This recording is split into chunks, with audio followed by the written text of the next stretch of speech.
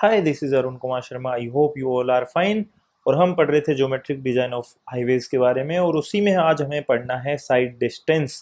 तो स्टार्ट करते हैं। Here is my introduction, you can read about me. और इसमें मैंने आपको बताया था कि ये जो टेलीग्राम पे चैनल है शिक्षा_पथ, आप इसको ज्वाइन कर लीजिए। अगर आपकी कोई क्वेरीज है तो उसको आप यहाँ पे लिख सकते हैं। एक चीज़ और मैं आपको बता देता हूँ कि अगर आपका या आपके फ्रेंड सर्किल में किसी का गेट या यूएससी में कोई रैंक आया है, या फिर वो कहीं से मास्टर्स कर रहे हैं, और अगर उनका टीचिंग में इंटरेस्ट है, तो यार आप इस जीमेल पे या फिर टेलीग्राम पे मुझे पर्सनली लिख सकते हैं।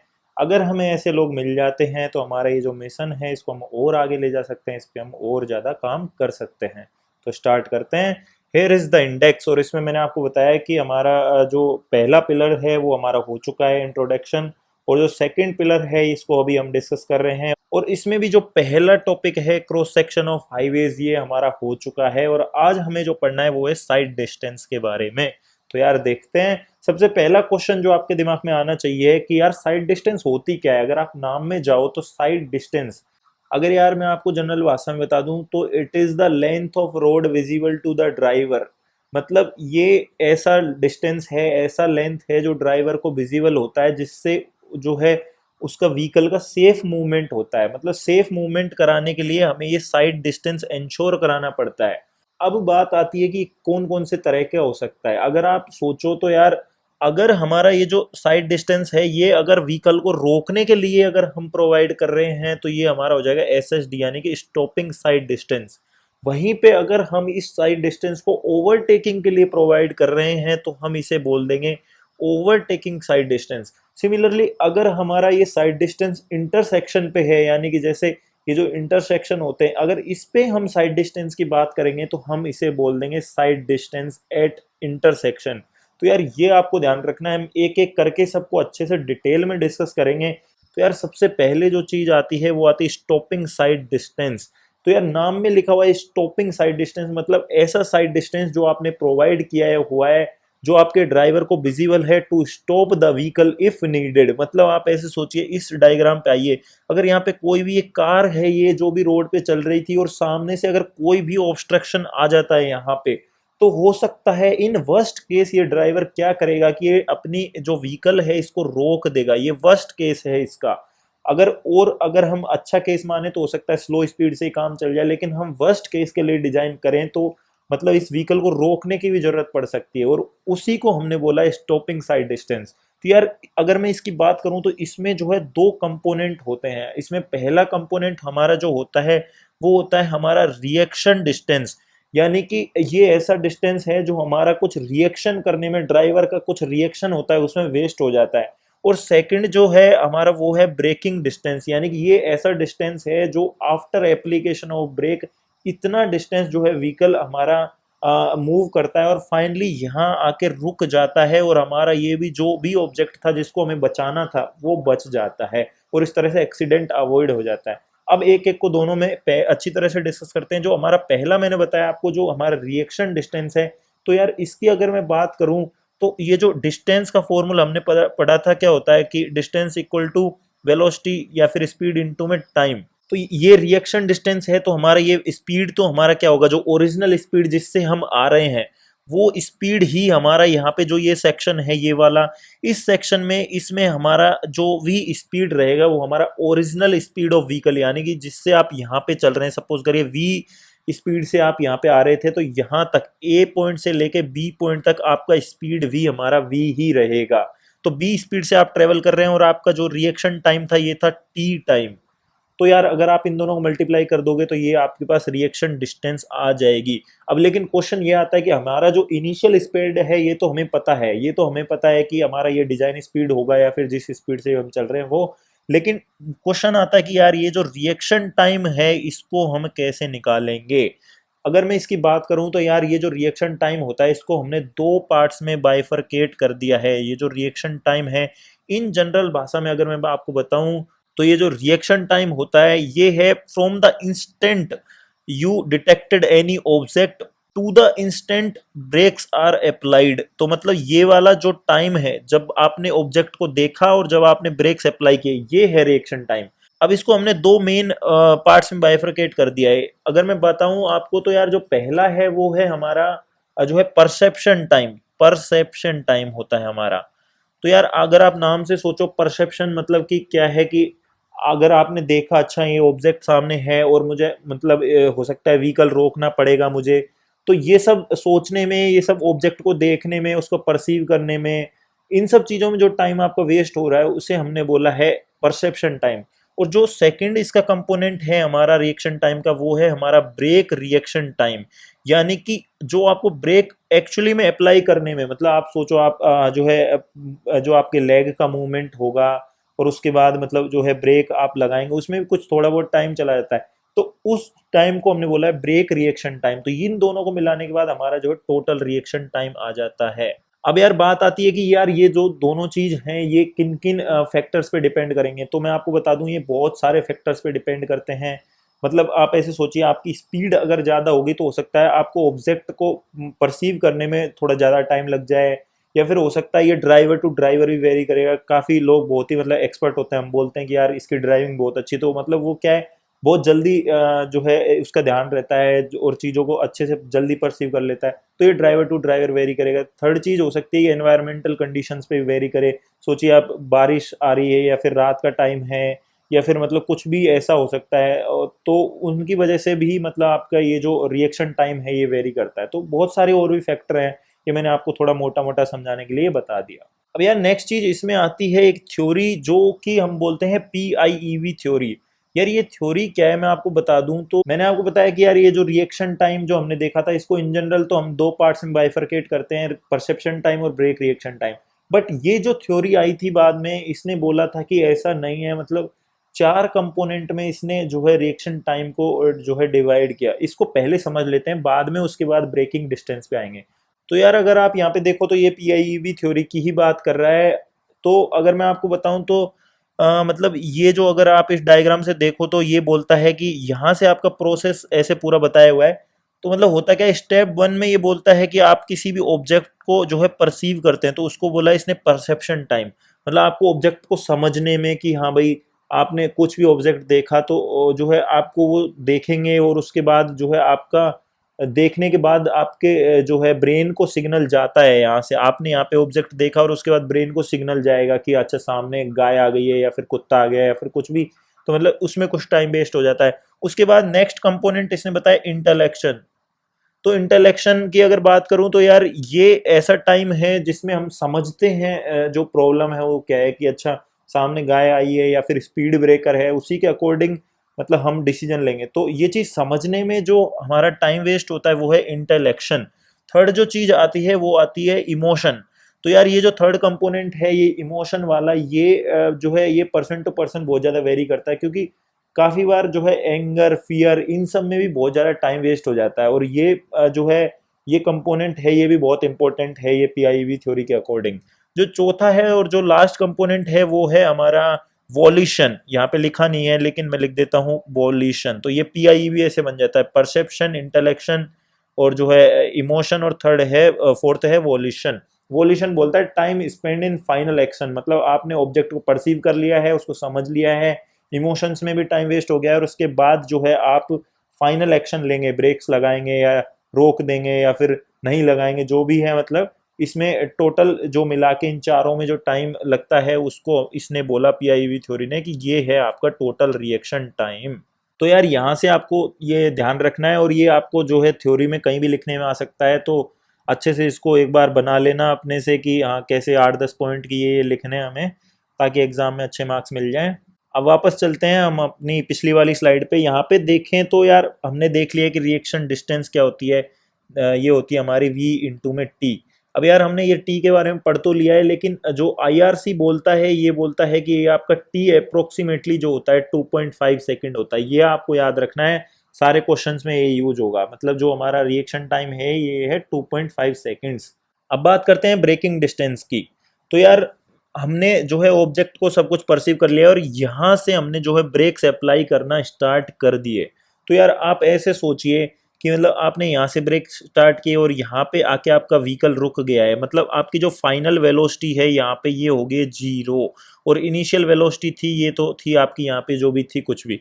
तो यार अगर हम इस सिचुएशन को मैथमेटिकली अगर कैलकुलेट करें तो यार जो हमने 12th क्लास में पढ़ा था work energy theorem, work energy theorem को अगर आप थोड़ा सा याद करो तो वो बोलता था कि हमारा change in kinetic energy is equal to work done. तो यार इस इक्वेशन को हम यहाँ पे लगाएं तो हम देखते हैं कि फाइनल काइनेटिक एनर्जी है 0 और इनिशियल काइनेटिक एनर्जी है हाफ एम बी स्क्वायर, और वर्क डन हमारा जो है वो हमारा नेगेटिव होगा क्योंकि जो हमारा फ्रिक्शन है वो उल्टा लग रहा है और हमारा जो डिस्टेंस या फिर डिस्प्लेसमेंट है वो हमारा फॉरवर्ड डायरेक्शन में। तो ये आ जाएगा हमारा जो है म्यू, या फिर हम बोलते हैं कोफिशिएंट ऑफ फ्रिक्शन को एफ से लिखते हैं, और जो है डब्लू हो जाएगा, और डिस्टेंस हमने जो ट्रेवल किया उसको हम एल से मान लेंगे। तो F into W into L ये हमारा हो जाएगा यहाँ से। तो यार अगर आप कैलकुलेट करो तो यहाँ से आ जाएगा half M B square is equal to F into W into में एल। ये हमारी इक्वेशन यहाँ वर्क एनर्जी थ्योरम से बन जाती है। तो यार यहाँ से अगर आप एल की वैल्यू कैलकुलेट करो, यानी कि जो ब्रेकिंग डिस्टेंस है उसकी वैल्यू आ जाएगी वी स्क्वायर अपॉन में 2gf। ये आपको यार याद रखना है, ये फॉर्मूला बहुत ज़्यादा आपको जो है क्वेश्चंस में यूज होगा आगे। तो ये जो फाइनल रिजल्ट है हमारा L is equal to V square upon में 2gf, ये आपको याद रखना है।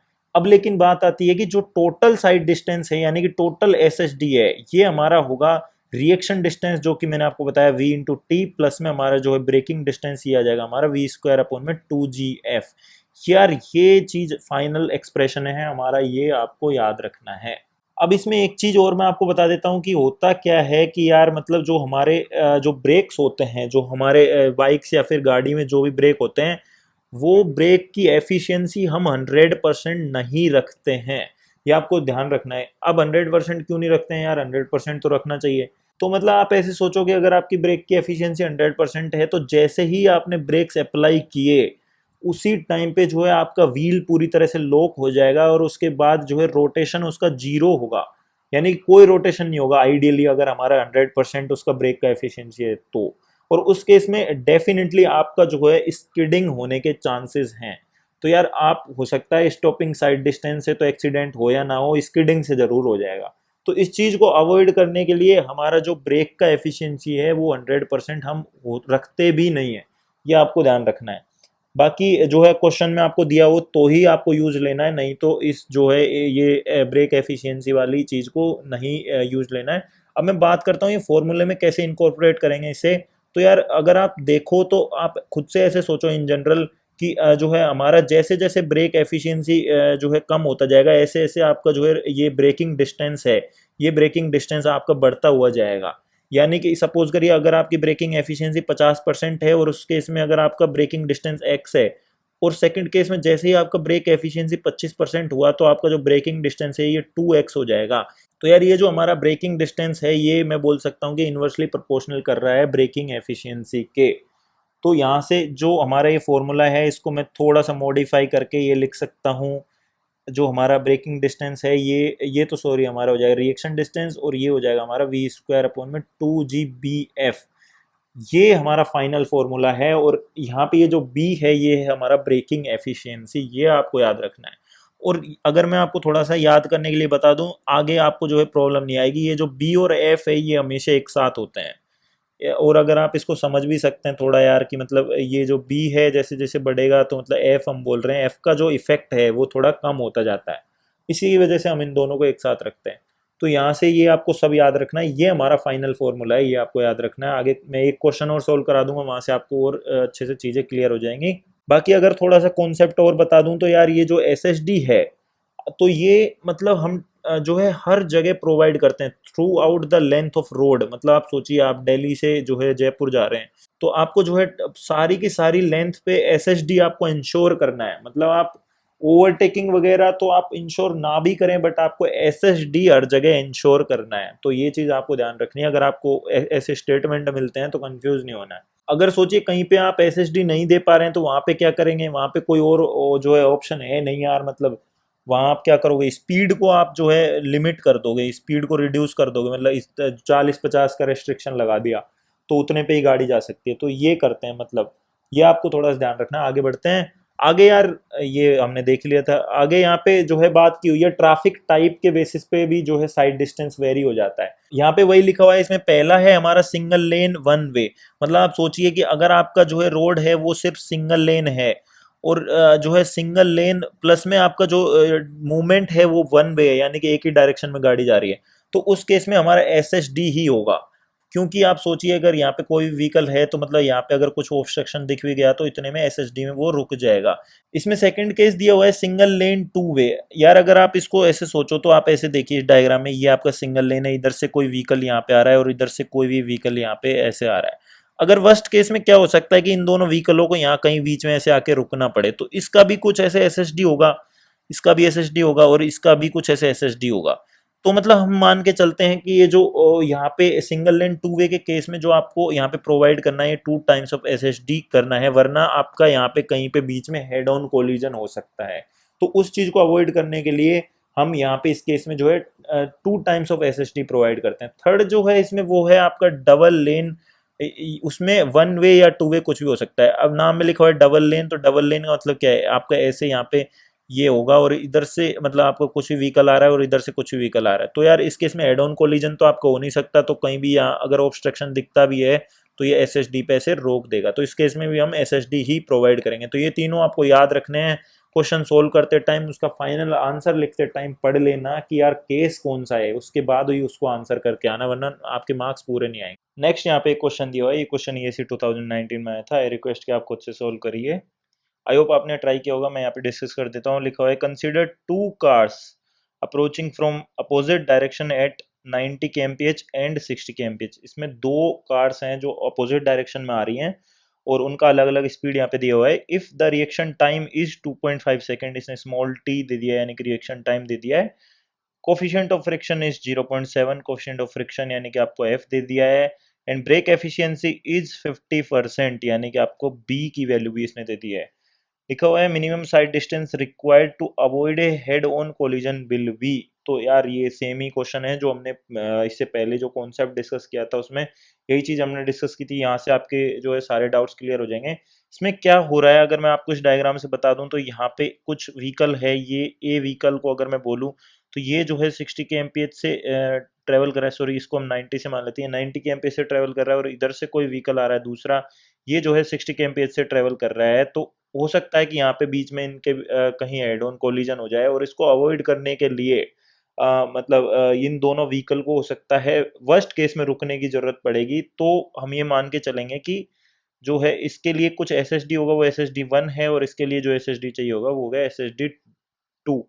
तो हमें एस एस डी वन और एस एस डी टू दोनों कैलकुलेट करना है और दोनों को जोड़ना है, वही हमारा फाइनल आंसर होगा। तो यार अब देखते हैं। सबसे पहले बात करते हैं व्हीकल ए की, यानी कि हमारा जो 90 के एमपीएच वाला व्हीकल है उसकी हम बात करेंगे। तो हमने फॉर्मूला जो पढ़ा था एसएसडी का वो हमने पढ़ा था वी टी प्लस में वी स्क्वायर अपॉन में 2 GB F, यानी कि ये वो फॉर्मूला है जब हमने ये माना था कि हमारा जो ग्राउंड है वो लेवल्ड है।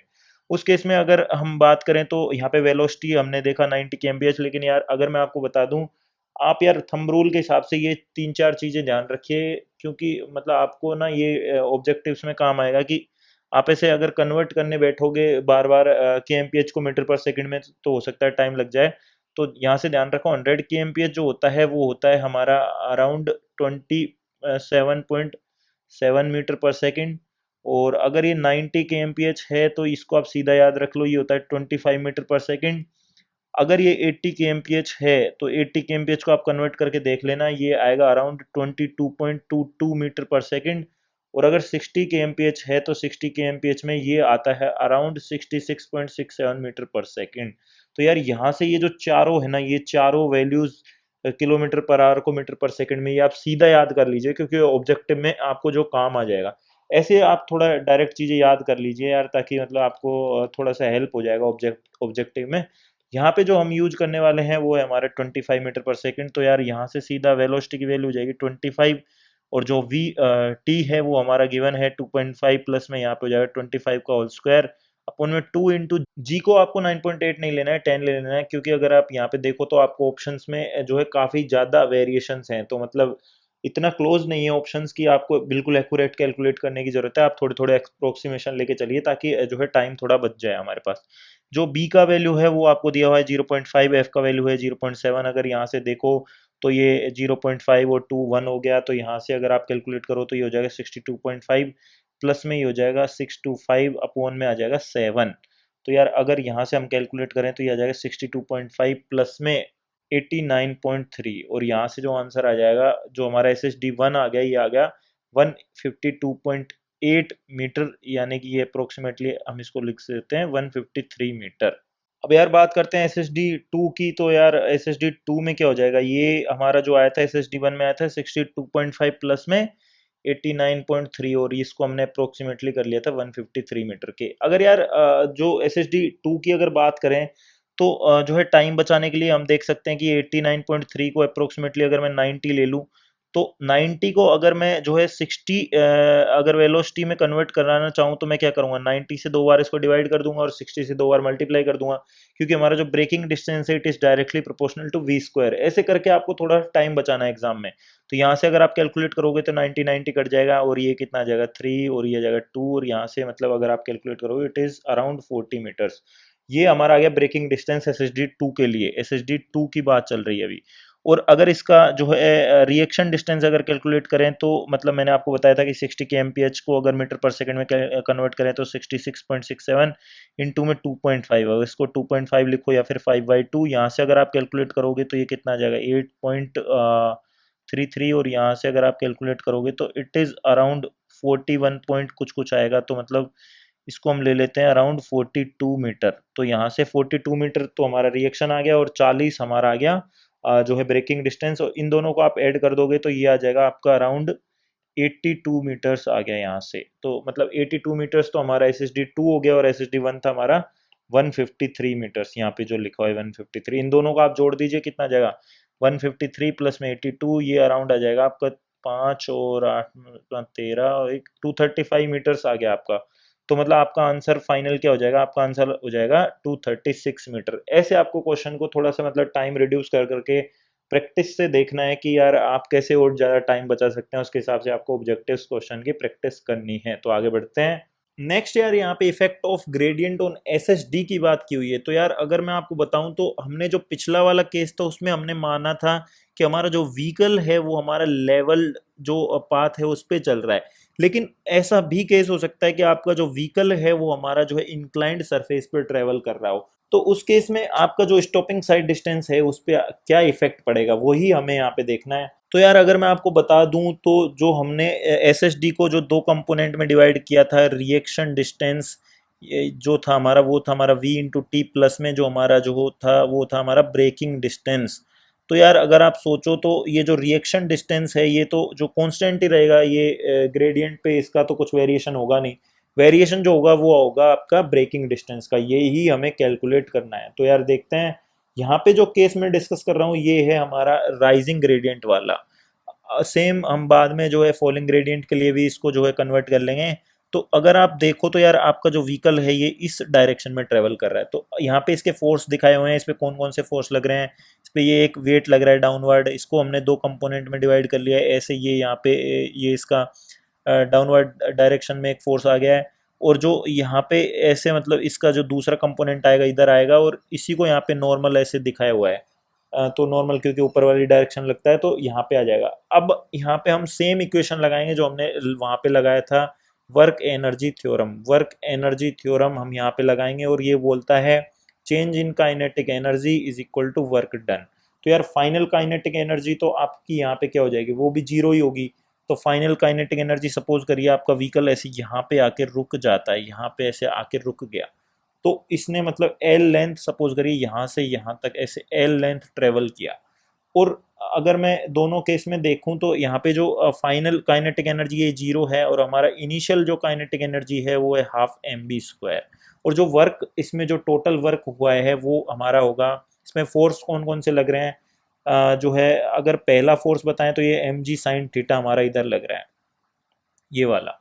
तो इस पे क्या होगा, ये हमारा हो जाएगा जो है mg sin θ, ये तो फोर्स हो गया, और डिस्टेंस कितना ट्रेवल किया l, लेकिन नेगेटिव डायरेक्शन में क्योंकि अपोजिट हो रहा है, फोर्स अपोजिट है और हमारा जो है डिस्टेंस ट्रेवलिंग है वो अपोजिट है, ये हो गया। और दूसरा फोर्स हमारा लग रहा है फ्रिक्शन। तो यार अगर मैं बताऊं तो फ्रिक्शन क्या हो जाएगा, μ/n हो जाएगा, और n क्या है mg में cos θ हो जाएगा, और डिस्टेंस कितना ट्रेवल किया है l। तो यहाँ से अगर आप कैलकुलेट करोगे तो यहाँ से हमारा आ जाएगा v² अपॉन में 2g is equal to L यहाँ से कॉमन आ जाएगा और यहाँ पे हमारा आ जाएगा साइन थीटा प्लस में एफ कोस थीटा। अगर मैं इस साइड से कोस थीटा कॉमन ले लेता हूँ तो एल कोस थीटा ये अंदर आ जाएगा टेन थीटा प्लस में एफ। तो यार यहाँ से जो आपका एल कोस थीटा का वैल्यू निकल के आएगा वो आ जाएगा आपका वी स्क्वायर अपॉन में 2g और ब्रैकेट में आ जाएगा एफ प्लस में टेन थीटा।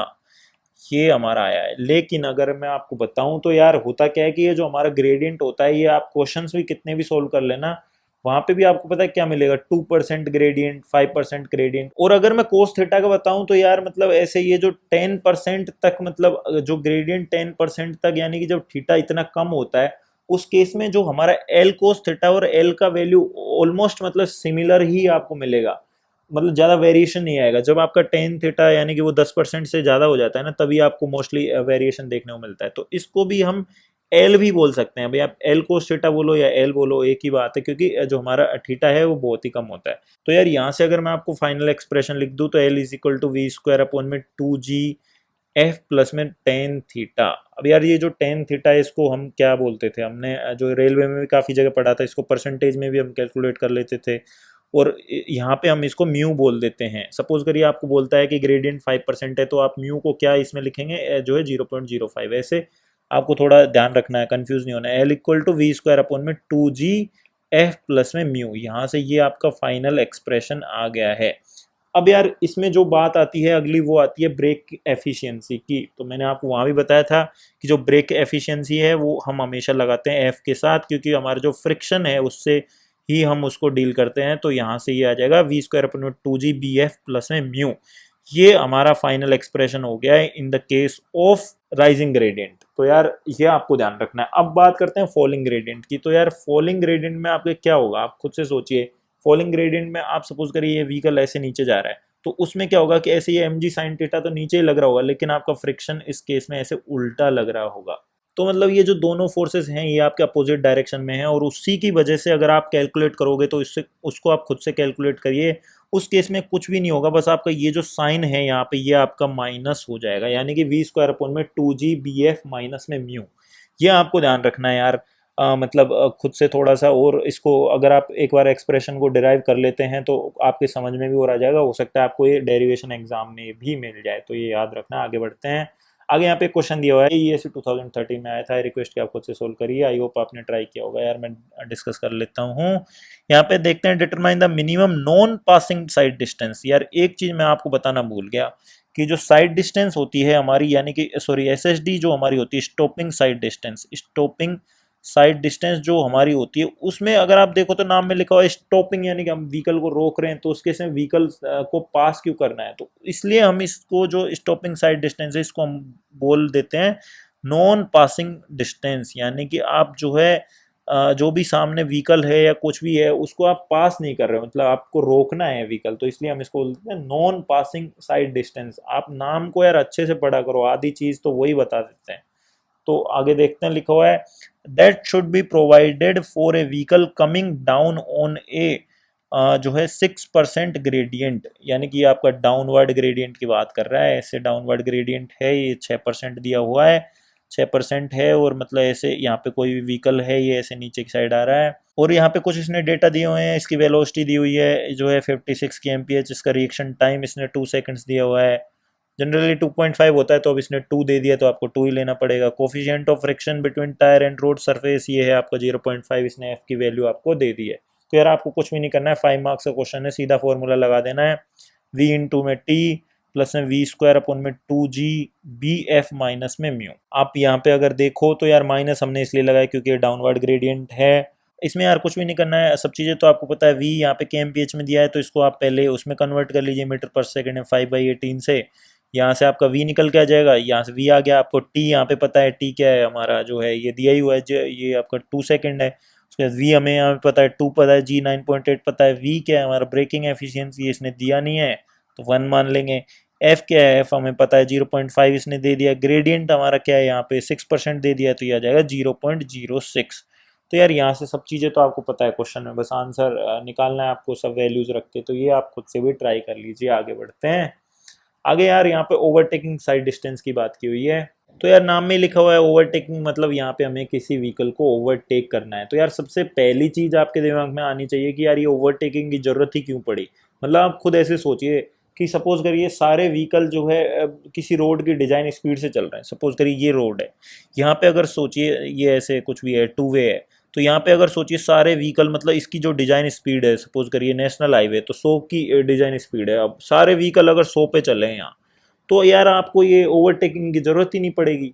तो मतलब हमें जो है ओवरटेकिंग की ज़रूरत कब पड़ती है, सपोज करिए ये जो हमारा है ये हमारा कुछ और स्पीड से चल रहा है, ये तेज़ चल रहा है, ये हमारा जो है ये जो भी हैं ये भाई साहब मतलब बिल्कुल ही स्लो चलते हैं, मतलब सपोज करिए 10 की स्पीड से चलाएंगे, इनका मन है चलाएंगे नहीं इससे ज़्यादा।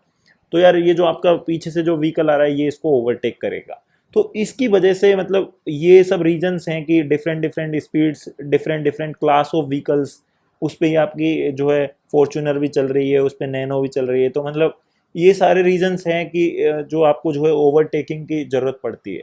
अब यार अब हमें इसकी ज़रूरत पड़ रही है तो मतलब इसको इंश्योर भी करना पड़ेगा जो है रोड पे। तो वही हमें समझना है, देखते हैं क्या है ये कॉन्सेप्ट। अब अगर इस डायग्राम में देखो तो यार हो क्या रहा है कि ये देखो आप पीछे से, यहाँ पे ये हमारा कुछ भी व्हीकल है, ए व्हीकल हमने इसको बोल लिया, ये आ रहा था पीछे से, और ये जो हमारा जो वी व्हीकल है यहाँ पे, ये जो भाई साहब है हमारे ये बहुत ही स्लो चलते हैं। तो मतलब आपको यार ये भी समझ लो कि हमेशा जो है ना तेज चलने वाले ही प्रॉब्लम नहीं करते, ये स्लो वाले भी काफ़ी बार बहुत प्रॉब्लम कर देते हैं। तो ये जो हैं ये बहुत ही स्लो चलते हैं, मतलब ये 10-20 की स्पीड पे चलते हैं। तो अब ये जो पीछे वाला आ रहा है ए व्हीकल, ये इसको ओवरटेक करना चाहता है। तो अब इसको ओवरटेक कैसे करेगा, पहले यहाँ पे आएगा ये टू पे, फिर यहाँ से ऐसे को कहीं जाएगा और ऐसे यहाँ कहीं आगे आ जाएगा। तो यार अब आप खुद से सोचो कि इस पूरे प्रोसीजर में क्या क्या चीज़ें इन्वॉल्व होंगी। अगर मैं पहली बात करूँ तो सबसे पहले क्या करेगा, ये ए व्हीकल इस वी व्हीकल को देखेगा कि अच्छा यार मुझे इसको ओवरटेक करना चाहिए। तो यार ये जो ए व्हीकल है ये हमारा, ये ए व्हीकल क्या करेगा, सबसे पहले अपनी स्पीड को रिड्यूस करेगा और ये बी व्हीकल के बराबर लाएगा। आप यार याद करो जब आप ओवरटेक करते हो तब आप भी यही करते हो, आप पहले जो ये आगे व्हीकल चल रहा होता है ना इसके पैरेलल पीछे पीछे थोड़ी देर चलाओगे तो यहाँ तक ऐसे ये आता है। तो ये कुछ ऐसे यहाँ पे डिस्टेंस कवर करेगा, ये डिस्टेंस है हमारी D1। अब क्या करेगा ये यहाँ पे आके अच्छा साइड में ऐसे चुपके से देखेगा कि यार अच्छा इधर से कोई व्हीकल तो नहीं आ रहा सामने से। अगर सोचिए सामने से इसने देखा कि अच्छा व्हीकल बहुत दूर है, तो ये फिर क्या करेगा, ऐसे यहाँ से आगे लेगा, यहाँ से आगे लेगा और यहाँ ऐसे आके यहाँ रुक जाएगा, और तब तक हो सकता है कि सामने से व्हीकल आ जाए। तो यार ये जो कंडीशन है ना ये हमें देखना है, इसमें जो है ये D2 है हमारा, ये जब इसने यहाँ पे ओवरटेकिंग प्रोसीजर स्टार्ट किया और जब ये आपका ओवरटेकिंग खत्म हो गया, और उसी केस में जो है आपका ये जो D3 है, ये क्या है कि जो सामने से जो व्हीकल आ रहा था उसने जो डिस्टेंस ट्रेवल किया है ये है D3। तो यार अब देखेंगे इन तीनों को अलग अलग और इनको पढ़ेंगे कि ये कैसे कैलकुलेट करना है। अगर मैं इसे बताऊं तो सबसे पहले बात करते हैं D1 की। तो यार मैंने आपको बताया कि पहले आप स्पीड को रिड्यूस करेंगे और उस जो आगे जो व्हीकल जा रहा है उसके पीछे लगा देंगे।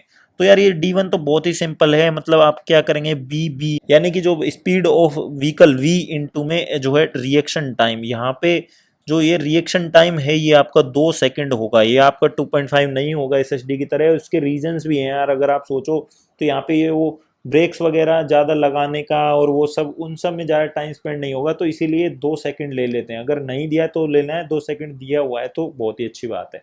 यहाँ से हम जो है D1 कैलकुलेट कर लेंगे। और यहाँ पे ये भी ध्यान रखना कि ये जो स्पीड है ना ये BV है, यानी कि खुद का स्पीड नहीं है यार, ये मैं आपको अभी भी 4 बार बता रहा हूँ, ये स्पीड को पहले रिड्यूस करेगा, पीछे लगाएगा उसके आगे वाले व्हीकल के। तो यहाँ पे ये B का स्पीड है, यहाँ से हम D1 कैलकुलेट कर लेंगे। उसके बाद जो अगली चीज आती है वो आती है D2। अगर आप D2 में देखो तो यार हमने ये जो D2 है इसको आप अगर डायग्राम में देखो तो ये हो जाएगा हमारा B प्लस में 2S। अब ये पहली चीज आती है कि ये S क्या चीज है। तो यार ये S है मिनिमम स्पेस जो हमें रखना होता है दो व्हीकल के बीच में। तो यार अगर आप यहाँ से देखो तो ये वाला है और ये वाला व्हीकल है, तो यार इन दो व्हीकल्स के बीच में हम इतना डिस्टेंस मेंटेन करते हैं सेफ्टी वगैरह के लिए।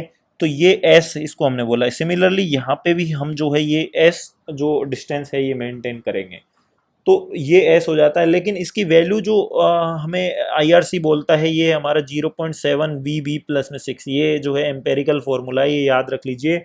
इसमें जो वेलोसिटी है ये जो वी व्हीकल का जो वेलोसिटी है ये वो है, लेकिन ये मीटर पर सेकंड में है, ये भी आपको याद रखना है। पहले कन्वर्ट कर लेना उसके बाद ही इस फॉर्मूले में पुट करना। तो यहाँ से यार एस कैलकुलेट हो जाएगा।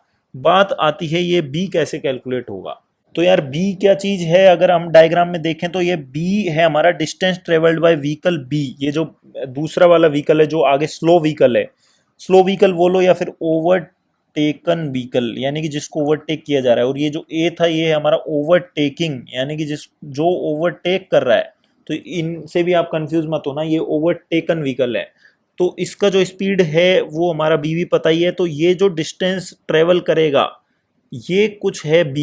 अब इसको कैसे कैलकुलेट करते हैं, वो है b equal to B B into में t। अब यार क्वेश्चन ये आ जाता है अगला कि ये t क्या है, हमने बोल तो दिया b equal to B B into में t। ये जो t है ये है हमारा टोटल टाइम फॉर ओवरटेकिंग। मतलब अगर आप सोचो तो यार ये जो हमारा ए व्हीकल था इसने यहाँ से जो ओवरटेक करना स्टार्ट किया और ऐसे करके ये यहाँ आ गया। इस प्रोसीजर में यहाँ से यहाँ के प्रोसीजर में जो टाइम टी लगा है उतने टाइम में ये जो हमारा स्लो व्हीकल था इसने जो है बी डिस्टेंस ट्रेवल किया है। तो ये हमें निकालना। अब ये कैसे निकालेंगे, तो यार अगर मैं आपको बताऊं तो ये बहुत ही सिंपल है। जो 10th क्लास में हमने पढ़ा होता है एस का फॉर्मूला, जो हम तीन मोशन की इक्वेशन पढ़ते थे, वो S equal to U T plus में आप ए टी स्क्वायर ये कुछ होता था। तो यहाँ से अगर हम इसमें लगाएं तो यार ये जो एस है ये हमारा क्या है, ये डिस्टेंस जो यूनिफॉर्म एक्सलरेशन से कितना ट्रेवल किया, डी टू किया है।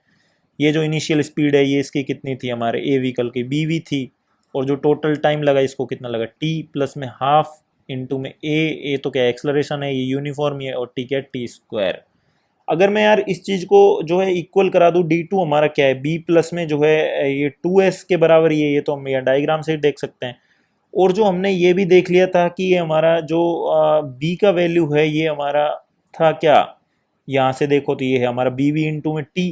तो यार अगर इस इक्वेशन को और इस इक्वेशन को आप अगर कंपेयर करो तो यहाँ से अगर आप देखो तो बी बी इंटू में टी तो हमारा बी हो गया। तो ये जो बचा हुआ है ये हाफ ए टी स्क्वायर ये हमारा इक्वल हो जाएगा 2s के। यहाँ से दोनों इक्वेशन को कंपेयर करने के बाद हमें ये चीज़ मिल जाती है कि 2s is equal to half A T square. तो यहाँ से अगर आप फाइनल कैलकुलेट करो तो t equal to under root 4s by a. ये आपको याद रखना है कि यार ये जो हमारा टाइम का फॉर्मूला है ये है हमारा अंडर रूट 4s बाई ए। यहाँ पे जो ये t है ये आपको याद भी रखना है क्या चीज़ है। तो यहाँ से हम जो है ये d2 कैलकुलेट कर लेंगे। और जो हमारा d3 है ये हमारा d3 क्या हो जाएगा, speed of vehicle c into में टोटल टाइम। ये भी हमारा क्या है t, ये हमने ऑलरेडी कैलकुलेट कर लिया है। अगर इन केस आपको जो है ये सी के स्पीड नहीं दिया हुआ है तो यहाँ पे आप ले लेंगे डिजाइन स्पीड ऑफ रोड, जो भी आपका डिजाइन स्पीड दिया होगा क्वेश्चन में वो हम ले लेंगे। तो यार हमने जो है कैलकुलेट कर लिया है d1, हमने क्या कैलकुलेट किया है, ये हमारा बी वी इंटू में जो रिएक्शन टाइम है जनरली 2 होता है, या फिर इसको स्मॉल टी से बोल देता हूँ। जो d2 है ये हमारा है b प्लस में 2s, और जो हमारा b है ये है हमारा बी बी इंटू में t। s जो है हमारा वो है 0.7 बी बी प्लस में 6। d3 हमारा है बी सी इंटू में टी, और बी सी नहीं दिया हुआ है तो डिजाइन स्पीड। ये जो तीन इक्वेशन है ये आपको याद रखनी है। अब हो सकता है क्वेश्चन में आपको बी भी ना दे, बी क्या है जो है ओवरटेकन व्हीकल का स्पीड या फिर स्लो व्हीकल का स्पीड। तो हम जो है बी को मान लेते हैं b माइनस में 16, यानी कि जो हमारा जो डिजाइन स्पीड है ये है इसमें डिजाइन स्पीड।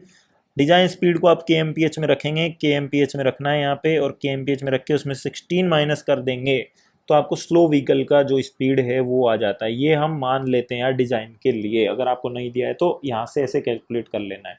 ये चीज़ें आपको जो है क्वेश्चन से और क्लियर हो जाएगा। आगे आगे देखते हैं।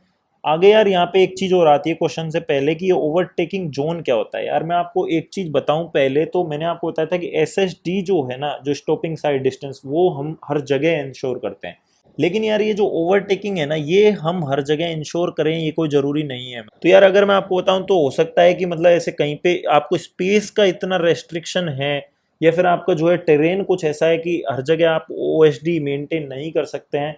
तो उस केस में आप क्या करते हैं कि मतलब आप क्या करते हैं, सपोज करिए यहाँ पे कुछ भी व्हीकल हैं तो मतलब ऐसे कुछ डिस्टेंस पे, थोड़ी थोड़ी डिस्टेंस पे ऐसे मतलब ये कुछ ऐसे वाइडन कर देते हैं रोड को, और यहाँ पे ऐसे बोर्ड लगा देंगे कि यहाँ पे मतलब आप यहीं वाले सेक्शन में जो है ओवरटेक कर सकते हैं, बाकी में आपको नहीं करना है।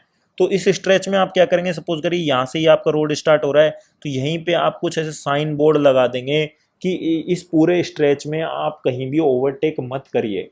और ऐसा कुछ आपको जो है ये साइन बोर्ड दिख भी जाएगा, ये ऐसा साइन बोर्ड लगा देते हैं कि ओवरटेकिंग प्रोहिबिटेड।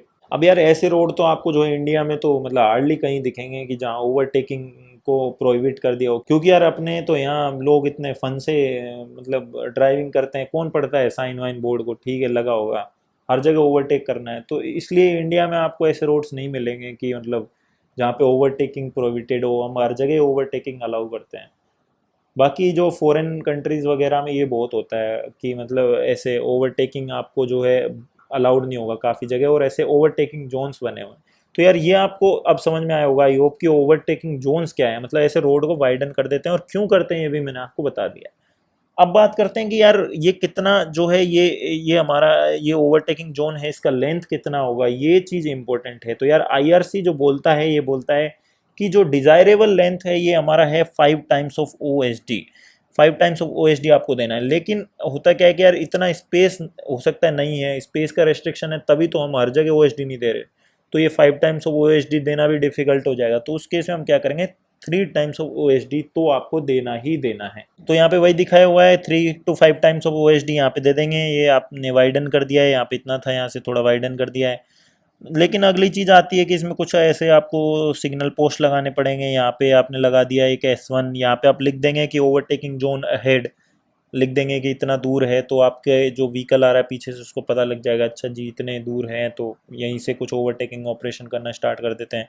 सिमिलरली आप इस साइड भी लगा देंगे कि अच्छा इतने डिस्टेंस के बाद जो है आपका ओवरटेकिंग जोन ख़त्म होने वाला है, तो इसके बाद जो है ओवरटेकिंग ना करें, और यहाँ तक मतलब आपका जो है लिमिटिंग सेक्शन हो जाएगा। और ये जो यहाँ पे पिक्चर में दिखाया हुआ है यार, ये जो है ना, ये ऐसे इन्होंने क्या है कि ऐसे इसको ग्रेजुअली ऐसे जोड़ना होता है, एक्चुअल में जो होता है ये ग्रेजुअली होता है। यहाँ पे तो मतलब पिक्चर में ऐसे बना दिया है, तो ये आपको थोड़ा पिक्चर भी ऐसे याद रखना है। और ये ओ पे प्लेस होते हैं सारे के सारे सिग्नल पोस्ट, ये भी याद रखना है। मतलब ये जो डायग्राम है इसको याद कर लीजिए यार, क्योंकि ये एग्जाम में ड्रॉ कर दोगे तो अच्छा रहेगा।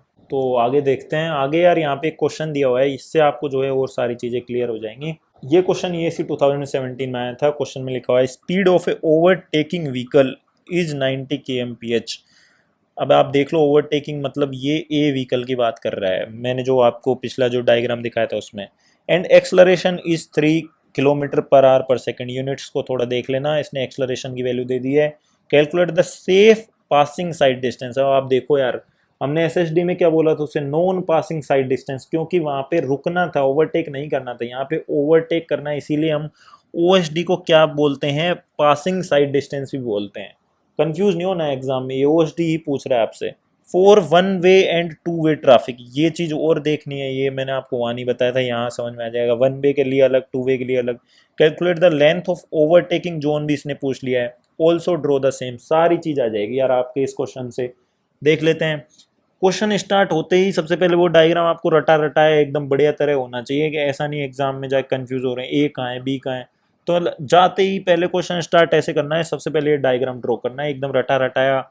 पहले ए बी ऐसे सब तो पता है हमें, ये A1 आ गया, ये A2 आ गया, फिर B1 आ गया, ये B2 आ गया, ये A3 आ गया, ये इधर C1 C2 जो सामने से व्हीकल आ रहा था। D1 हमें पता है, D2 हमें पता है, D3 पता है, S हमें पता है, B पता है, सब तो पता है यार। तो जाते ही सेम टू सम ऐसे मतलब ये डायग्राम बना देना, फिर क्वेश्चन को ऐसे सोल्व करना। स्टेप 1 फॉर D1 ऐसे मतलब पूरा स्टेप वाइज चलना है। D1 की वैल्यू क्या थी, BV इंटू टी। BV क्या है लिखना है, velocity of overtaken vehicle, slow vehicle, यानी कि ये क्वेश्चन नहीं दिया हुआ है तो design speed -16। Assuming the design speed equal to overtaken vehicle. अब देख लो यार, इसमें डिजाइन स्पीड नहीं दिया तो अजम्पशंस ले लेके करेंगे, लेकिन लिखते हुए जाएंगे अजम्पशंस को, ऐसे नहीं हवा में उड़ा दिया। तो BV इक्वल टू 90 -16 74 kmph आ गया, मीटर पर सेकंड में कन्वर्ट कर लेना है साथ साथ ही।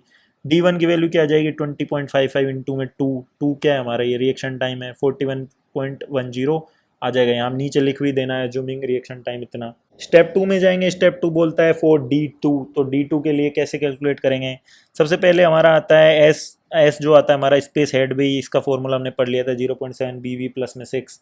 BV हमने पिछले स्टेप में निकाला था, यहाँ से अगर आप कैलकुलेट करोगे 20.38। टी आता है टाइम फॉर ओवरटेकिंग, इसका फॉर्मूला मैंने बताया था _4S/A। एस हमने यहाँ पे निकाल ही लिया है, ए हमें क्वेश्चन में दिया ही हुआ है। यहाँ से आप कैलकुलेट करोगे तो 9.9 सेकंड ऐसे आ जाएगा। नीचे लिख देना है where A equal to acceleration given in question. यहाँ से अगर D2 कैलकुलेट करोगे तो ये हमारा था B प्लस में 2S। ये चीज़ें आपको यहाँ पे इसलिए नहीं बतानी D2 क्या है, क्योंकि ये आपने डायग्राम ड्रॉ कर दिया, यही फायदा होता है डायग्राम का। आपने जैसे ही डायग्राम ड्रॉ किया आपने आधे वेरिएबल्स तो वहीं बता दिए।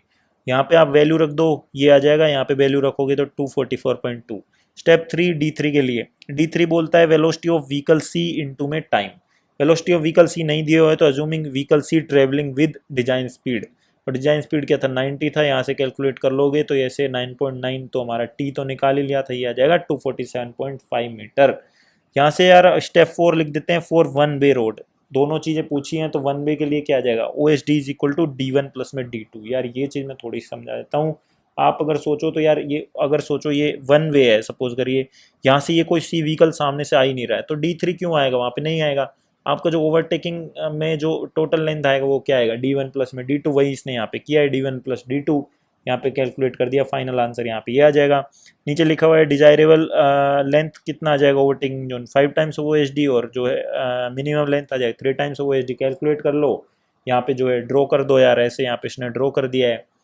और अगला जो स्टेप है वो है टू वे रोड के लिए, इसमें क्या है D3 भी आ जाएगा, सामने से व्हीकल भी आ रहा होगा, उसके इसमें तीनों को ऐड कर दो, आपका जो आंसर आ जाएगा। फिर यहाँ पे वही मिनिमम लेंथ निकाल दो और डिजायरेबल लेंथ निकाल दो। मैंने यहाँ पे ड्रॉ नहीं किया है, इसका जो ओवरटेकिंग जोन का डायग्राम वो आप अपने से ड्रॉ करो, ताकि थोड़ा सा जो है आपको प्रैक्टिस भी हो जाएगा। तो यार यहाँ से आई होप आपके सारे कॉन्सेप्ट ओवरटेकिंग के क्लियर हो गए होंगे। आगे बढ़ते हैं। अगली जो चीज़ इसमें आती है इंटरमीडिएट साइड डिस्टेंस। मतलब यार अगर मैं आपको बताऊं तो होता क्या है कि काफ़ी बार मतलब ये जो ओ होता है ना, मैंने आपको बताया OHD ओवरटेकिंग साइड डिस्टेंस, ये काफ़ी ज़्यादा होता है। और मतलब हम जो है ये OHD हर जगह प्रोवाइड नहीं करा पाते हैं, फीजेबल नहीं होता है, जो है काफ़ी सारे रेस्ट्रिक्शन, जोग्राफिकल रेस्ट्रिक्शंस भी होते हैं, उनकी वजह से नहीं दे पाते हैं। तो उस केस में हम क्या करते हैं, जो ISD प्रोवाइड कर देते हैं। ISD क्या है, इंटरमीडिएट साइड डिस्टेंस।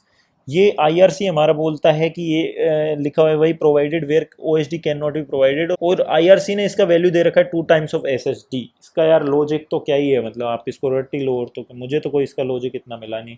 तो मतलब 2 टाइम्स ऑफ SSD के बराबर हम जो है इंटरमीडिएट साइड डिस्टेंस प्रोवाइड कर देते हैं। यहाँ से आपको याद रखना है यार, ये ऑब्जेक्टिव में भी काफ़ी बार आ जाता है। आपको क्या एस एस डी निकालना है और उसको 2 से मल्टीप्लाई कर देना है।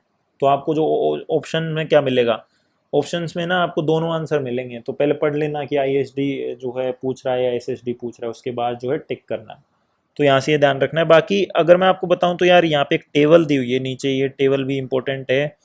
तो टेबल में देख लेते हैं। टेबल में लिखा हुआ है कि साइड डिस्टेंस दी हुई है, जो 3 तरह की हमने पढ़ी है, और उन तीनों केस में हाइट ऑफ ड्राइवर आई क्या था और हाइट ऑफ ऑब्जेक्ट क्या था।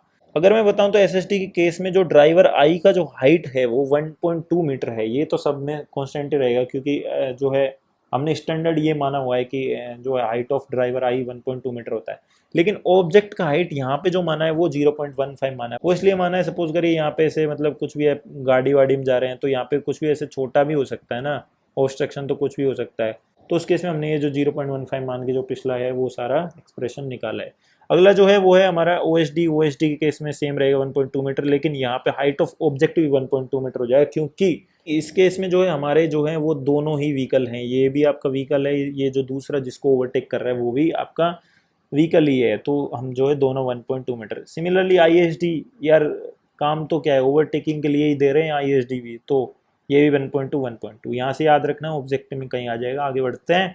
नेक्स्ट यहाँ पे साइड डिस्टेंस इंटरसेक्शन की बात की हुई है। अगर मैं बताऊं तो यार काफ़ी सारे इंटरसेक्शन ऐसे होते हैं जहाँ पे किसी भी तरह की सिग्नल लाइटिंग नहीं होती है, उन्हें हम अनकंट्रोल्ड इंटरसेक्शन बोलते हैं। और वहाँ पे इशू ये आता है कि सपोज करिए आपका कोई भी व्हीकल इस साइड से आ रहा है और कोई भी व्हीकल इस साइड से आ रहा है, तो चांसेस है कि यहाँ पे आपका कोलिजन हो सकता है।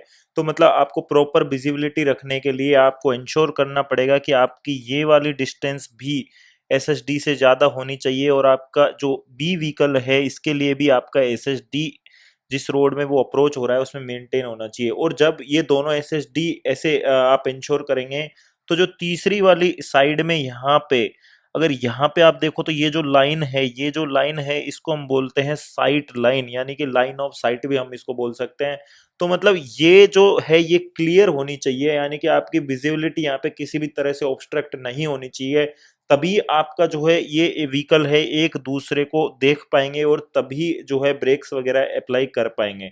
तो इसलिए मतलब क्या है कि यहाँ पे ये जो ट्राइंगल बनता है, ये ऐसा जो ट्राइंगल यहाँ पे बन रहा है ये एसएसडी से ज़्यादा है, ये वाला भी एसएसडी से ज़्यादा है, और ऐसे मतलब ये जो ट्राइंगल बन रहा है इसको हम बोलते हैं साइट ट्राइंगल। और इस साइट ट्राइंगल में अंदर किसी भी तरह का कोई भी ऑब्स्ट्रक्शन नहीं होना चाहिए आपके सेफ मूवमेंट के लिए। तो यार ये चीज़ आपको यहाँ से ध्यान रखनी है, आपके कहीं भी ऑब्जेक्टिव में या फिर कहीं भी लिखने में भी आ सकता है। एक चीज और मैं आपको यहाँ पे बता देता हूँ कि जितना भी अभी तक हमने चार तरह से हमने साइड डिस्टेंस को डिस्कस किया है, एक जो आपका और रह जाता है साइड डिस्टेंस एट कर्व्स आपके रह जाते हैं, साइड डिस्टेंस एट कर्व्स। लेकिन मैंने यार इसकी बात यहाँ पे नहीं की है क्योंकि हमारा जो अगला चैप्टर है उसमें हम हॉरिजॉन्टल अलाइनमेंट की बात करेंगे और वहाँ पे आपको जो है ये चीज़ें अच्छे से ज़्यादा समझ में आएंगी। यहाँ पे कुछ नहीं है, यहाँ पे कुछ ऐसा कर्व वगैरह होगा तो उसमें जब भी आपका व्हीकल ऐसे ट्रेवल करेगा तो मतलब यहाँ पे अगर कोई ऑब्स्ट्रक्शन है तो आपका लाइन ऑफ साइट जो है ऑब्स्ट्रक्ट होने के चांसेस होते हैं। तो उसको हम अगले चैप्टर में और अच्छे से बात करेंगे, अभी आगे बढ़ते हैं। So that's it for today. I hope यार आपको चीज़ें क्लियर हुई होंगी। बाकी मैंने कॉन्सेप्ट तो आपको सारे समझा ही दिए हैं, बस मतलब क्वेश्चंस तो यार आप इसमें ऐसा है कि जितने क्वेश्चंस प्रैक्टिस करोगे उतना ही आपको फ़ायदा मिलेगा, उतनी ही ज़्यादा क्लैरिटी आएगी।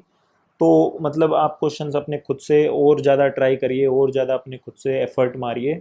बाकी अगर आपको कोई डाउट आता है तो आप ये जो टेलीग्राम पे चैनल है शिक्षा_पथ, यहाँ पे आप लिख सकते हैं। और आप इस लेक्चर को अपने दोस्तों के साथ शेयर करिए ताकि यार उन्हें भी मतलब इसका फ़ायदा हो। तो मिलते हैं नेक्स्ट वीडियो में। Thank you.